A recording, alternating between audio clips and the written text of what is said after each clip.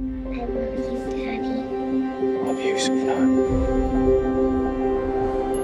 We're on our way to Minneapolis. 3 hours. You know how much longer it's gonna be. What was her name again? Harry Monroe. Under the camera can't see them because of the chairs. You got a better angle. You saw my little girl.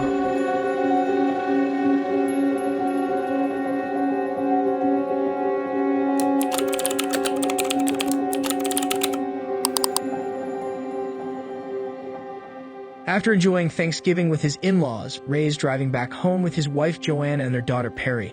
However, the atmosphere in the car is far from joyful. Ray and Joanne find themselves caught in yet another argument, a recurring issue in their recent marriage. This time, their disagreement stems from Joanne's parents' disapproval of Ray and their thoughtless gesture of offering him wine, knowing he is in recovery from addiction. The argument initially sparked when they arrived late for dinner due to Ray's cautious driving, a result of his commitment to recovery, following a tragic car accident caused by him many years ago, which claimed the life of his first wife, Abby. Ray genuinely wants to mend things between them, but Joanne is starting to lose hope and believes their marriage may be beyond repair. Their heated exchange is abruptly interrupted by Perry, whose music player suddenly stops working. Unfortunately, Ray forgot to pack spare batteries. In an effort to distract her, he decides to sing a sweet little song himself, which Perry enjoys momentarily. However, their temporary respite is interrupted again when Perry announces her urgent need to use the restroom. The family agrees to stop at the next gas station. While Joanne accompanies Perry to the bathroom, Ray takes the opportunity to purchase some items. He buys a coffee for himself, a soda for Joanne, and batteries for Perry's music player. In a moment of weakness, he also grabs 2 small bottles of liquor. Regrettably, the cashier informs Ray that they do not accept credit cards. As he doesn't have sufficient cash, Ray reluctantly decides to leave something behind. Instead of abandoning the liquor, he leaves the batteries behind and tells Perry that the store has run out. As the parents prepare to continue their journey, Perry raises another concern: she has misplaced her compact mirror. Joanne heads to the restroom to check for it while Ray searches the back seat, complaining about the mess Perry left behind. Seizing the opportunity, Perry exits the car and starts exploring the surroundings. Adjacent to the gas station, there is a construction site. Perry unknowingly approaches a hazardous open pit, only to be startled by a stray dog. Upon hearing Perry's cries for help, Ray rushes to her aid, attempting to scare away the dog with words alone. However, when his verbal attempts fail, he throws a rock at the animal, successfully causing it to flee. Tragically, the incident results in Perry falling into the pit, and Ray instinctively jumps in after her to rescue his daughter. Momentarily, Ray loses consciousness, hearing a voice telling him that they're both gone. He regains consciousness when Joanne courageously joins him in the pit, grief-stricken over the loss of their daughter, Perry. Initially, Ray is in a state of shock, unable to respond. He stares blankly at his deceased daughter and pushes Joanne away. However, after closing his eyes and gathering himself, he finally grasps the reality of the situation. To his relief, he sees Joanne holding Perry, who has sustained a broken arm. Ray handles Perry with care as he lifts her and carries her back to the car, where Joanne cradles her to prevent further movement. Joanne suggests calling 911, but Ray recalls seeing a hospital sign earlier and is determined to transport them there personally, believing it will be quicker than waiting for an ambulance to arrive. In this critical situation, Ray finds himself compelled to drive at an unusually high speed, reminiscent of a time long ago, as he maneuvers daringly to overtake the cars ahead.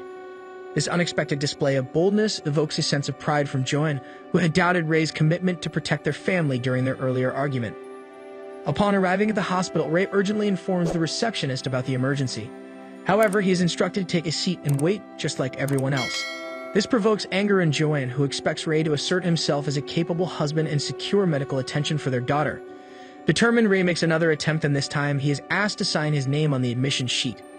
The receptionist also places a phone call, notifying Dr. Bertram that another one has arrived, ensuring to mention the patient's age and blood type.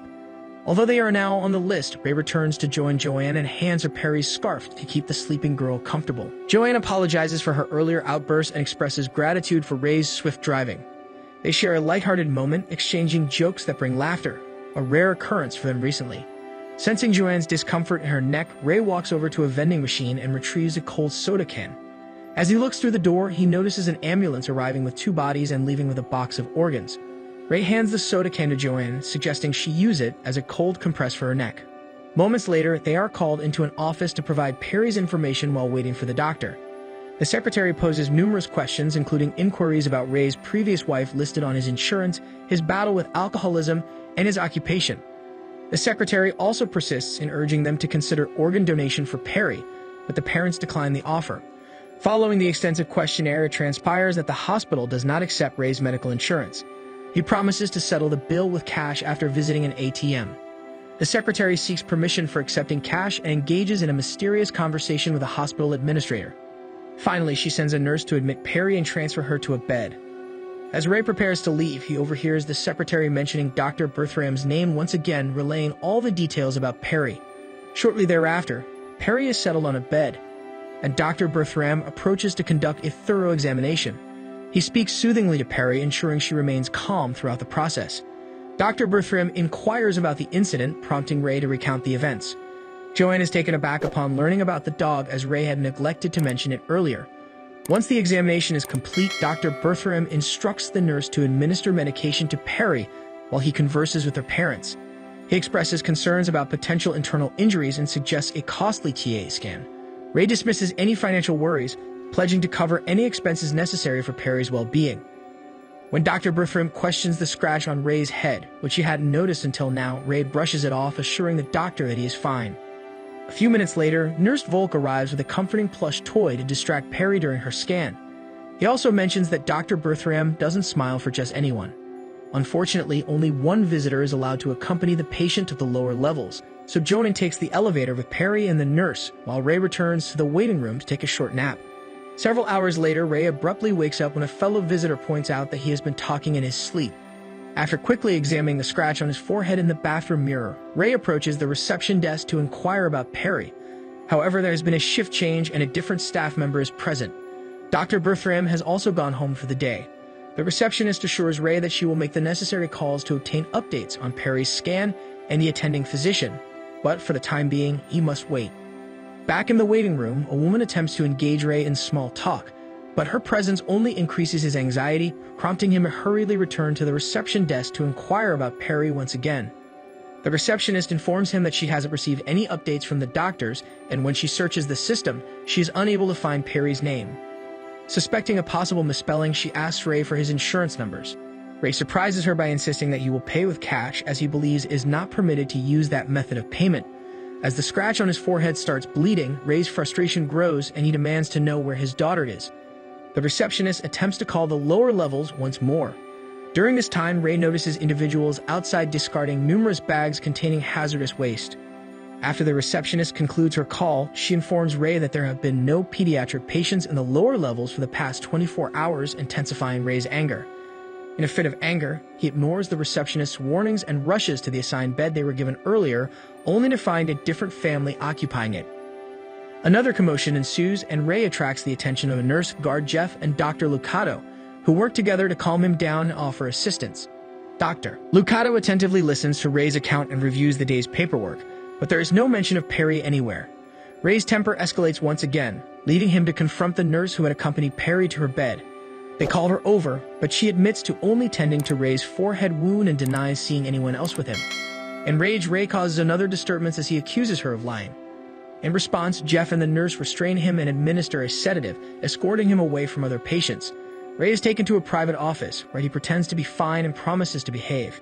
However, as soon as the nurse and Jeff leave him to rest, Ray stands up and begins searching for ways to counteract the sedative's effects. Ray discovers an adrenaline supply in a cabinet and administers multiple injections to regain alertness. He then smashes the window of a door to make his escape, navigating the corridor despite the pounding in his head. In his quest to find his family, Ray encounters Volk, who now appears dressed as a doctor rather than a nurse. Before he can inquire about the situation, Jeff appears and gives chase. The pursuit ensues throughout the hospital until both men reach the outside. Ray cleverly hides in the back of a truck, deceiving Jeff into believing he has fled. Once the guard is gone, Ray returns to his own car, clutching his daughter's toys, contemplating his next move. Noticing a police car nearby, Ray rushes toward the officers and proceeds to share the entire story of what has transpired. He presents his identification and a photo of his family as evidence. Recognizing the gravity of the accusations, the police officers decide to conduct an investigation. They promptly encounter Jeff as they enter the building. Jeff asserts that everything he did was in the interest of hospital security. However, the officers remain determined to inspect the bed where Perry had been located. Additionally, they cross paths with Dr. Lucado, who provides a similar account. The officers request that Dr. Lucado contact Dr. Bertram to resolve the situation. They also express a desire to examine the room housing the CAT scanner, leading everyone to the third floor. Ray, however, insists that his wife and daughter were taken to the lower levels, not upstairs. Despite Ray's protestations, the computer records indicate that no scan was conducted during the time he claims Perry was present. This lack of evidence intensifies Ray's suspicions, as he accuses the hospital of relocating his family elsewhere. As they await Dr. Bertram's arrival, the nurses scour the trash for old admission sheets and discover Ray's name. Unfortunately, this only confirms that Ray was at the hospital alone. Dr. Bertram arrives shortly afterward and provides his account of events. According to him, Ray arrived alone, alleging involvement in a car accident. Balk noticed Ray's erratic behavior and sought a second opinion from Dr. Bertram. The doctor intended to perform a head scan, but Ray refused, insisting he needed to return to his wife, Abby, who was waiting outside. Ray reveals that Abby is deceased and accuses Dr. Bertram of extracting that information from the questionnaire. The police officers begin to grow suspicious, and Jeff proposes a solution to resolve the matter once and for all: the security cameras. Reviewing the footage, it becomes evident that Ray was alone, although he maintains that his wife was seated right beneath the camera, but does not appear on the screen. Ray also questions the glitches in the recording, which Jeff attributes to the outdated system. Due to privacy concerns, there are no cameras in the ER area, and the officers lack justification to conduct a search of the hospital without a warrant. Frustrated in his attempts to substantiate his claims, Ray devises a plan. He suggests that the gas station clerk should be able to verify his story. The police officers contact the station and request assistance in locating the clerk for questioning. At that precise moment, Dr. Bertram requests their presence in the ER wards as a nurse has made a discovery: Perry's yellow scarf. Although there is a small amount of blood on it, originating from Ray's forehead, it is insufficient evidence to establish Perry's presence since Ray could have brought the scarf himself. Dr. Bertram explains to Ray that confusion and mix-ups are not uncommon when one has suffered a head injury. Ray experiences a breakdown, passionately swearing that he is telling the truth. Their conversation is abruptly interrupted by the arrival of Dr. Lucado, accompanied by Dr. Jacobs, a psychiatrist who expresses her sincere desire to assist Ray in locating his family, as everyone is concerned about their well-being.